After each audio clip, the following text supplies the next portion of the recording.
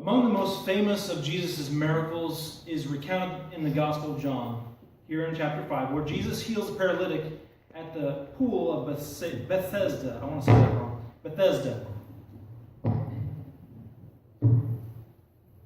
The Bethesda pool was excavated 100 years ago in the 1800s. Actually over 100 years ago, but it was taken more than 100 years for archaeologists to accurately identify and interpret the site.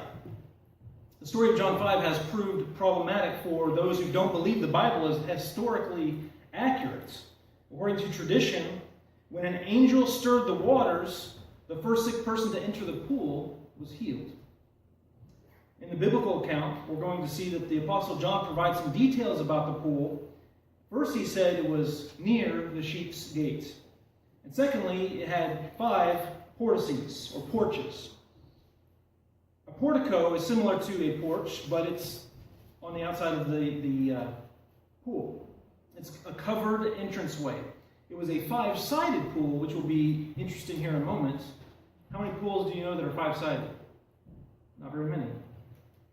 However, because the healing by this pool is only mentioned in the Gospel of John, liberal scholars quickly conclude that it was a later addition by someone not familiar with Jerusalem. In fact, some of your Bibles will often say in verse 4 that this verse is often not included in some manuscripts. Wow, that really undermines the text of God's Word. But here we have archaeology proving the very thing that liberal scholars are trying to take out. The miraculous event at this place in Bethesda,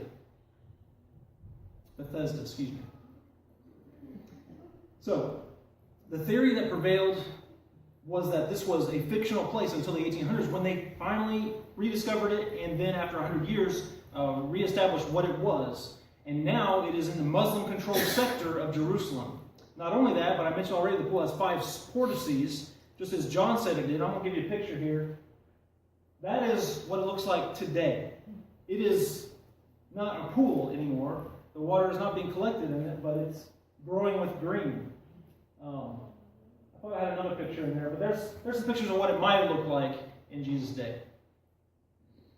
So, what happened was there would be 5 sections of this pool.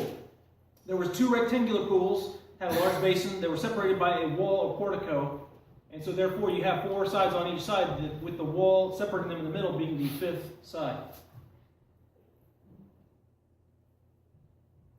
The northern pool would collect water, which replenished it from the rooftops of the housing around it. They would all drain down into this little area, and it would fill that pool area, which actually had 5 different portices or porches. Okay. So I want to bring to relevance to this text.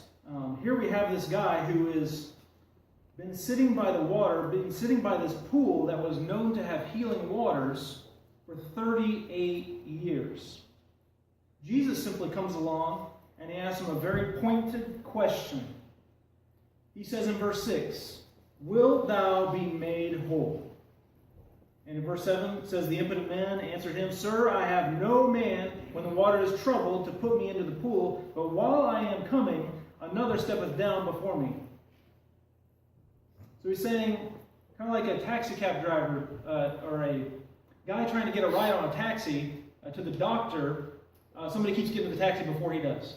Okay, imagine that today. That might be an equivalent. But here he is, he's trying to get in the pool, and somebody always gets into the water before him, because the tradition said that the first person who got in after the angel stirred the water, and some of your Bibles don't include verse 4.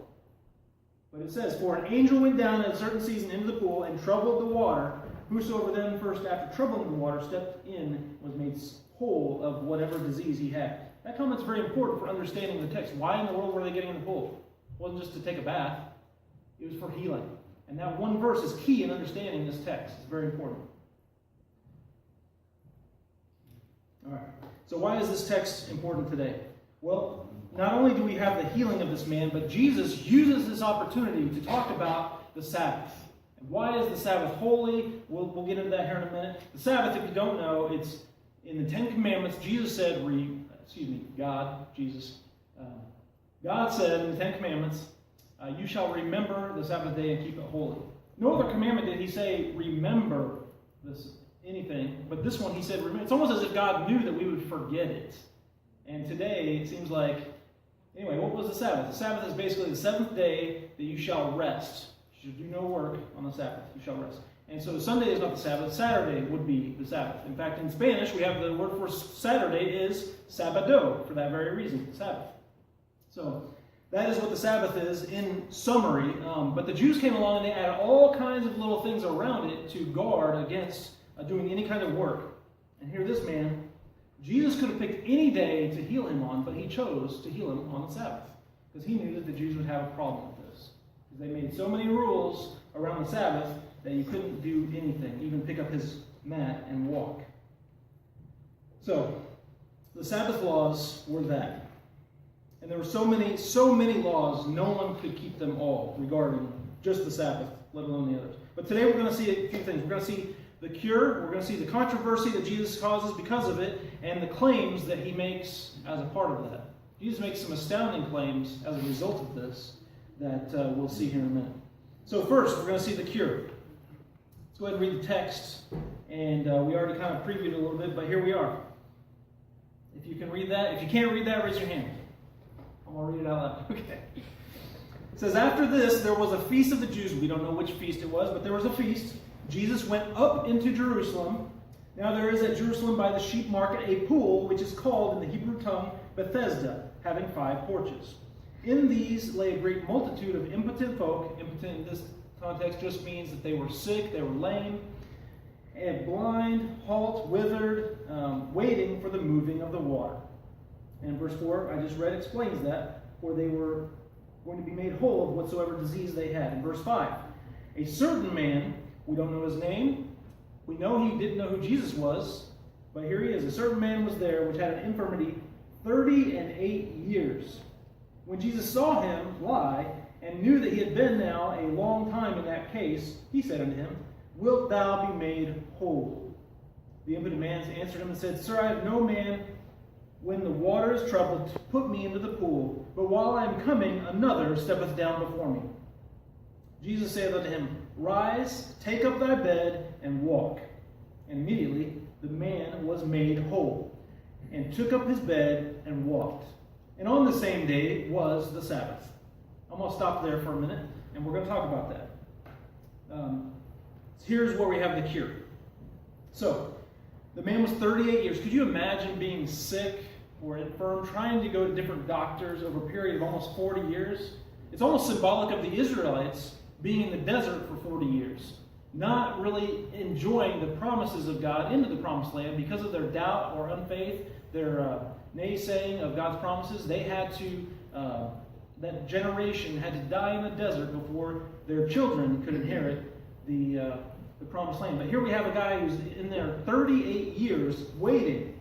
You think after 38 years, you think after a year, you would get disheartened. You think after a year, you would get broken. You might even give up. But here Jesus is, and he asks him the question, Wilt thou be made whole? I think Jesus knows his heart, just like he knows your heart. He knows every single one of us, our heart. Do we want to be healed? I think that's an important question. Because sometimes when we're going through things, we might not really want God's answer. And we have to be challenged. Do you really want it? It's a question to test his will.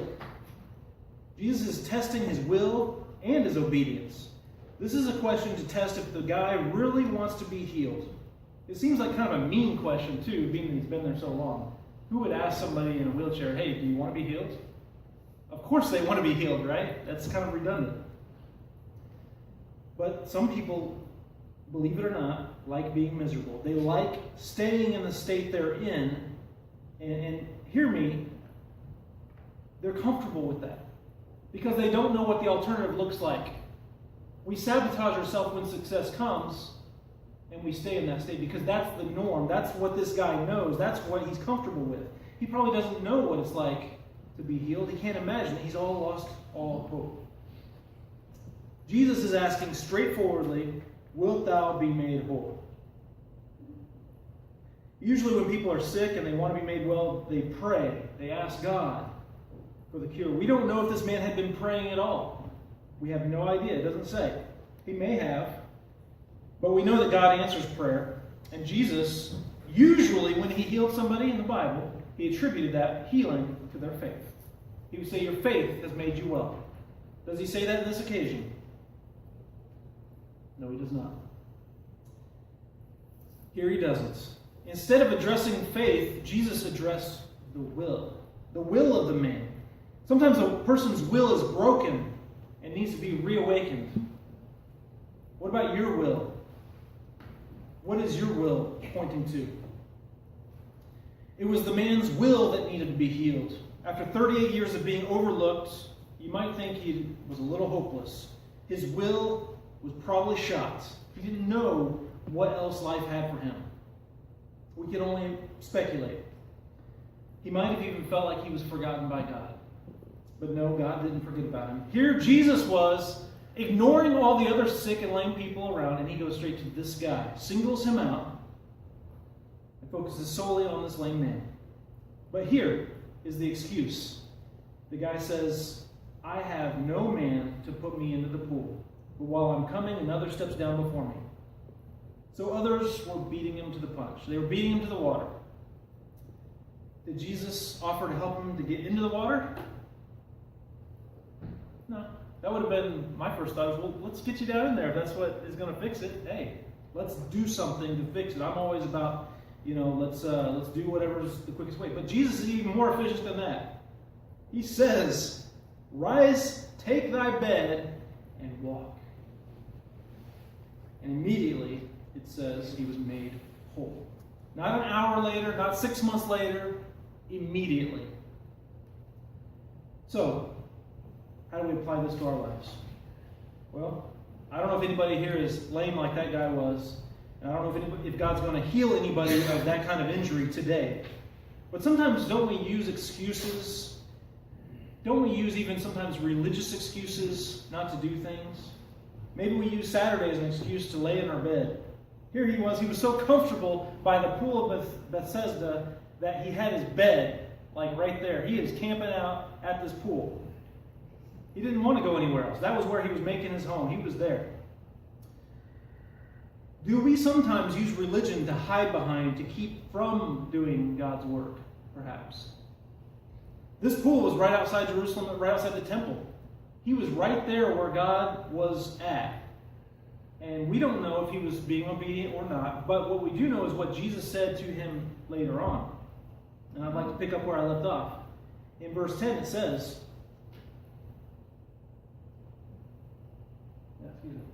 verse 10, it picks up and it says, the Jews therefore said unto him that was cured, because after he was cured he wanted to tell somebody about it, right? So he told the Jews, it is the Sabbath day, it's not lawful for you to carry your bed. He answered them and said that he that made me whole, the same said unto me, take up thy bed and walk.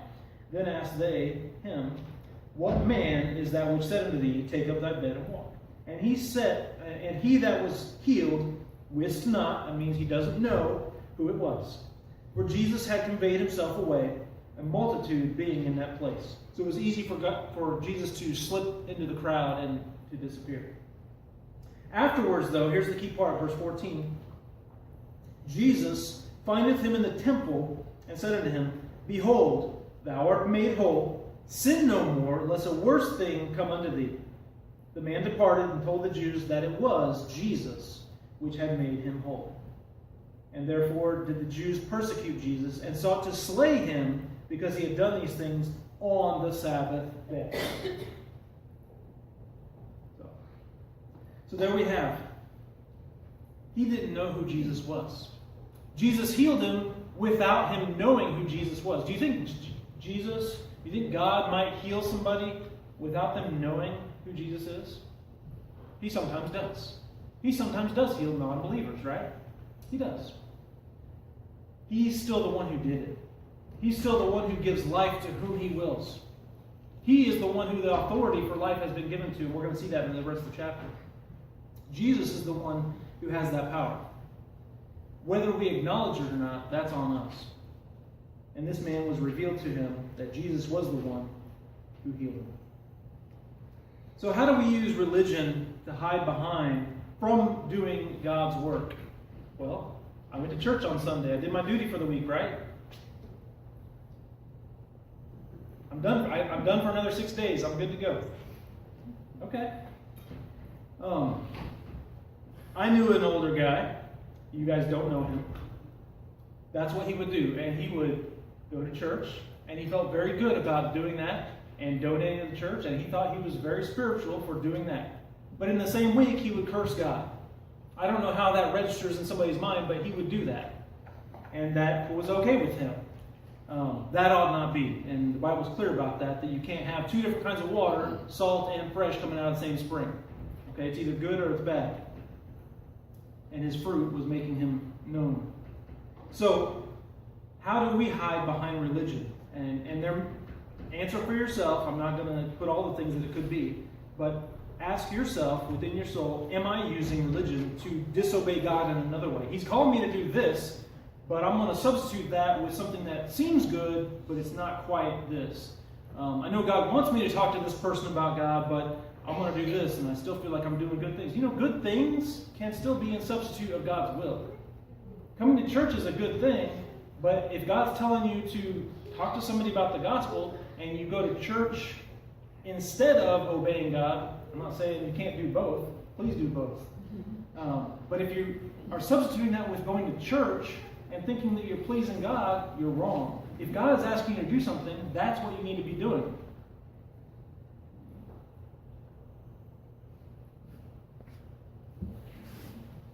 All right, so Jesus reveals both himself and the cause of his infirmity to the man, which is sin. Sin is the cause of his infirmity. Now, we don't, not all lameness is caused by sin, obviously. Because we see another example where Jesus heals, and he says that this infirmity was not the cause of his sin or his parents' sin, but it was so that the glory of God would be made manifest. Okay?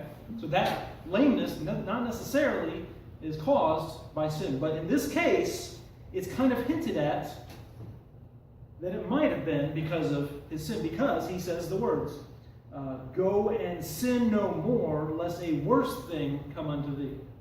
What could that worse thing be? Could it be another sickness or disease? It could be. Or it could be that he's talking about hell. Either way, Jesus is the healer. The healer of the soul